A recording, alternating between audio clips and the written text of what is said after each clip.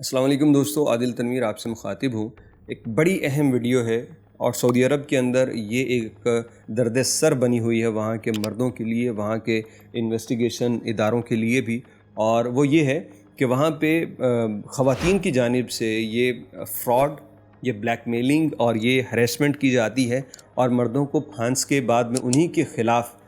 ثبوت کے طور پہ وہ چیزیں استعمال کی جاتی ہیں۔ لیکن اس میں اب بڑی اہم ڈیولپمنٹ ہوئی ہے۔ پہلی مرتبہ ایسا ہوگا کہ کسی سعودی وکیل نے اس پہ بات کی ہے جس کا نام محمد الغامدی ہے۔ وہ ایسے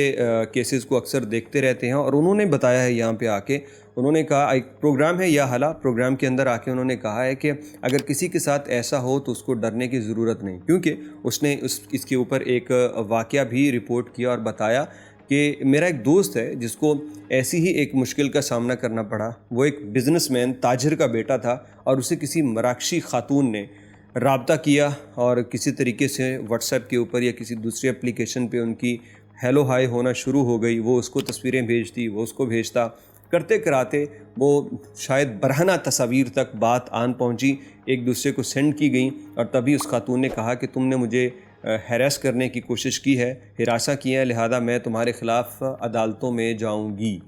اب جب یہ بات سامنے آئی تو وہ بندہ ڈر گیا، اور اس نے کہا کہ تم خدا کے لیے عدالت میں نہ جانا، میری بدنامی ہوگی، سزا بھی ہوگی، کیونکہ سعودی عرب میں ہیراسمنٹ کا قانون بہت سخت ہے۔ عام طور پہ بر صغیر پاک و ہند میں تو خواتین بلیک میل ہوتی ہیں کہ مرد ان کی ویڈیوز بنا کے بلیک میل کرتے ہیں، لیکن یہاں پہ قانون چونکہ سخت ہے تو عورتیں ویڈیوز بنا کے مردوں کو بلیک میل کرتی ہیں، اور ویسا ہی ایک کیس یہ بھی تھا۔ تو وہ تاجر کا بیٹا اس بات پہ بڑا پریشان ہوا اور اس خاتون کے ہاتھوں بلیک میل ہونا شروع ہو گیا۔ تبھی اس وکیل محمد الغامدی کو اس پوری سٹوری کا پتہ چلا، تو اس نے اپنے دوست سے کہا کہ تم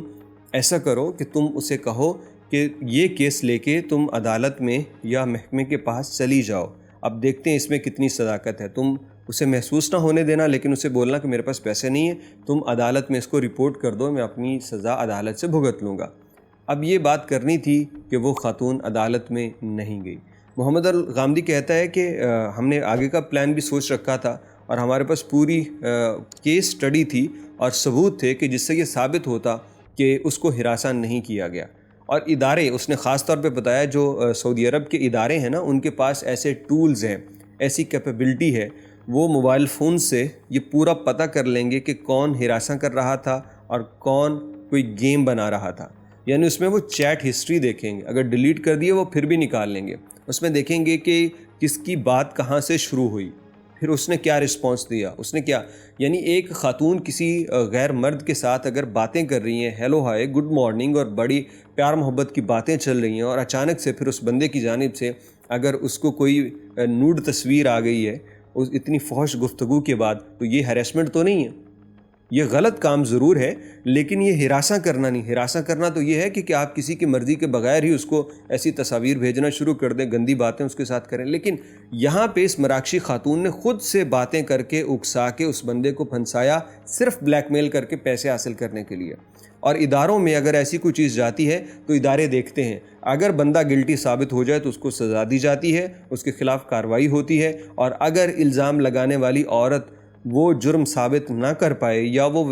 بات ویسی نہ ہو، جھوٹی بات ہو، جھوٹا الزام ہو، تو پھر اس خاتون کو 2 سال قید اور 5 لاکھ جرمانہ سنایا جاتا ہے۔ تو یہ آسان نہیں ہے، اسی لیے اگر کسی خاتون کو ہراساں کیا جا رہا ہے تو مکمل ثبوت کے ساتھ عدالت میں جائے، اس کے بغیر نہیں۔ اور اگر کسی بندے کو جھوٹا بلیک میل کرنے کی کوئی کوشش کر رہا ہے اور کہتا ہے کہ مرد یا عورت کوئی بھی کہتا ہے کہ میں تمہیں عدالت لے کے جاؤں گا، تو اس بندے نے اگر کچھ غلط نہیں کیا تو ڈٹ جانا چاہیے۔ عدالت موبائل فونز لے کے تحقیق کرے گی اور جھوٹے بندے کو سزا دے گی، اگر تو واقعی ہراساں کیا تو اس کو، نہیں تو جھوٹا الزام لگانے والے کو۔ تو یہ ویڈیو ہم نے اس لیے بنائی کہ سعودی عرب میں رہتے غیر ملکیوں کے ساتھ بھی ایسا کچھ خدا نخواستہ ہو سکتا ہے،